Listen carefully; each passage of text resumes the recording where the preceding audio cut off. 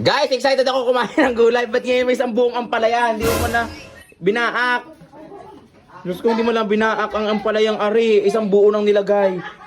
Diyos ko, hindi tinipid pero tinamad. Tara na kumain! Luto na ang patane! Kakain na daw. Hindi, pabalik ka. Huwag mo isara, kakain na daw. Nakakwarto ako kinarinig ko Tulog kakain. ka! Tulog ka! Diyan ka lang sa kwarto. Tulog ka! Gising na gising ako. Gising na gising ako.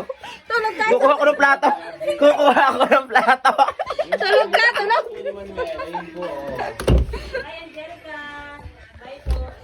Tama. Ang kapal na mukha! Luto na? Luto na, Ano luto. na po si Manuel? Luto na ga? Kukuha ko plato. Luto na, kanina pa. Eh, hindi ako maghuhugas ng plato ngayon. May bagong hugas. Oh. Kain na tayo. Mangunguna-nguna pa tong ampon na to. Doon lagi. Ako nga naghimay ng Uy, patane. Manuel, ikaw na. Ako ang naghimay ng patane. Hindi mo itinuloy. Manuela, hindi na ako priority dito eh. Ako na. Manuel, ano na naman yan? Ang dami sinasabi ni Choconie, huwag daw din sumandok at ilabas daw ang rice cooker. Ilabas daw. At pinabayaan ng aking mga viewers. Nakakaawa naman. Saan ko ilalagay? Mami Claire, Inatas kain na daw. po. Inatas Ang na ulam daw, po namin Bes. ngayon ay diles. Ipapakita ko po sa Morgan. inyo. Diles, ayan. Kaso yung kutsara At bisugo. Alis, pakuha muna akong diles. Papatayin ako? Wag. Yung ilalagay ang ampalaya, hindi naman... Tama na ba eh? Ayan. Oh, Julio Argente?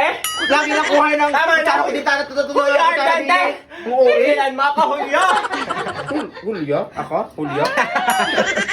Guys, ito lang kanin ko dahil ako napapahiya. Ito lang ang kanin ko. Tsaka dilis. Andray, kumain ka na? Akin tong dilis na to. Kumain na kayo, guys? Kumain na kayo? Dilis guys, tsaka gulay, masarap. Ay, Guys, ulam namin. napaho.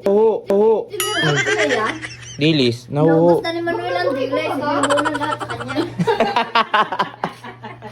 Salamat naman at pinapakain na naman ako ni Chaconi. Though hindi talaga niya ako pinakain, kusa akong kumuha. Ang daming nakain din eh, isama ko pare, yung tuloy hindi ako makasandok-sandok ng gulay. Dati ako lagi nakauna sa pagsandok, eh ngayon eh, panghuli na ako eh. Wala pa rin akong ulam ngayon, dilis pa din. Dilis pa din. Oh, ikaw na. Yan. Guys, kain tayo. Ah, Yun. babe, buhayin mo. Oh, buhayin yung flashlight. Hindi na ako kita ng mga mamamayan. Oh, konti lang ang pakita mo, konti lang. Konti lang ang kinuha ko ha, kakain ako. Kain pa. Guys, dahil ako'y wala na maupahan, din lang ako sa bangkitong maliit, sumundok pa nga. Hindi porkit ikituloy na anak, pwede mong gawin yan dito. Diyos ko, ang daming kumain. Ang Tingnan niya. ama na nilaga ay mauubusan ng gulay. Hawan na yan, dami niyan hanggang dito. Pabayaan mo na, kukuha pa akong kanin. Ito ang trabaho. Sandukin naman ako ng kanin. Hoy, si Baklang RJ, ano ba? Arisa, sandukan mo nga ako. Konti lang. Konti lang ha. Konti lang. Dagdagin naman yan. Konti, dami may binubulong idagdagin naman. Oo, sabaw. Wait lang. Lagi na may ano eh. May karibal eh sa gulay. Ano ka naga? Di ba ka? Ano? Huli ang katakawan mo.